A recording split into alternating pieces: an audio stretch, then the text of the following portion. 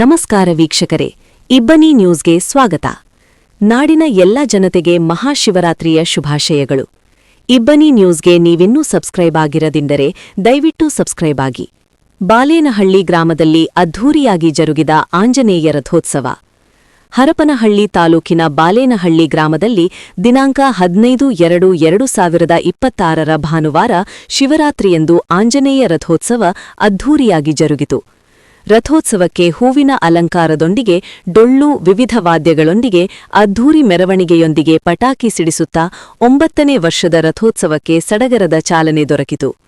ಬೆಳಗ್ಗೆಯಿಂದಲೇ ಆಂಜನೇಯ ಸ್ವಾಮಿಗೆ ಹೂವು, ಹಣ್ಣು, ಕಾಯಿ, ನೈವೇದ್ಯವನ್ನು ಅರ್ಪಿಸಿ ಭಕ್ತರು ತಮ್ಮ ಭಕ್ತಿಯನ್ನು ಸಮರ್ಪಿಸಿದರು.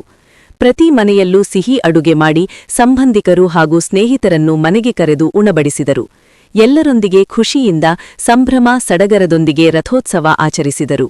ಈ ಸಂದರ್ಭದಲ್ಲಿ ಬಿಡಿಸಿಸಿ ಬ್ಯಾಂಕ್ ನಿರ್ದೇಶಕ ವೈಡಿ ಅಣ್ಣಪ್ಪ, ಯರಬಳ್ಳಿ ವಿಜಯಕುಮಾರ್, ಬಾಲೇನಹಳ್ಳಿ ರಾಮನಗೌಡ, ಕೆಂಚನಗೌಡ, ನಿವೃತ್ತ ಶಿಕ್ಷಕ ರೇವಣ್ಣಸಿದ್ದಪ್ಪ, ಶೆಟ್ಟಿನಾಯಕ್, ವಕೀಲ ತಿಪ್ಪೇಶ್, ದೊಡ್ಡರಾಮಪ್ಪ, ಹಾಲಪ್ಪ, ಸತ್ತೂರು ಮಂಜುನಾಥ್, ಹನುಮಂತಪ್ಪ, ಜಗದೀಶ್, ಮೌನೇಶ್, ಶಿವನಗೌಡ, ಅಶೋಕ, ಡಿ ಮಂಜಣ್ಣ, ರವಿ, ರೇವಣ್ಣಪ್ಪ, ಗ್ರಾಮಸ್ಥರು ಹಾಗೂ ಸುತ್ತಮುತ್ತಲ ಗ್ರಾಮಸ್ಥರು ಹಾಜರಿದ್ದರು.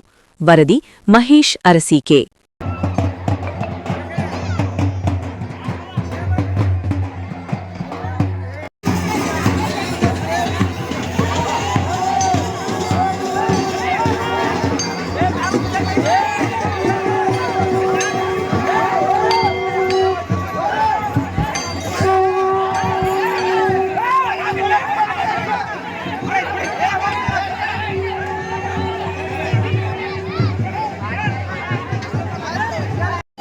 ಆಗಮಿಸಿದ್ದಾರೆ.